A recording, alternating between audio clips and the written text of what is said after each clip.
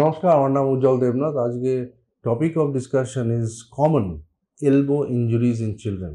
2 বছরের বাচ্চার নিচে হঠাৎ করে তার মা বা কোনো রিলেটিভ ওকে 2 হাত ধরে পুল করলো কোলে তোলার জন্য, হঠাৎ করে এলবোতে পেন, সিভিয়ার পেন, পেশেন্ট চিৎকার করে উঠলো।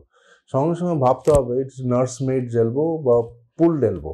এখানে একটা লিগামেন্ট আছে এই হাড়ের চারিদিকে, ওটা খুব সফট আর লুজ হয়, ওটা বেরিয়ে গেলে এটাকে আমরা পুলড এলবো বলি। এটা সঙ্গে সঙ্গে বসিয়ে দিলে ব্যথাটা কমে যায়।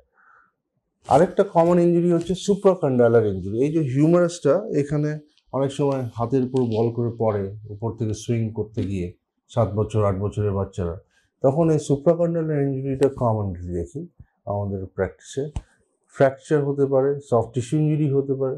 ফ্র্যাকচার হলে আর বেশি ইম্প্যাক্ট হলে ওটা ভেঙে আলাদা হয়ে যেতে পারে, তখন এগুলো খুব সিরিয়াস ইঞ্জুরি। সো মাইনর থেকে সিরিয়াস ইঞ্জুরিটাকে আমরা এক্সক্লুড করতে হলে এক্স রে করি।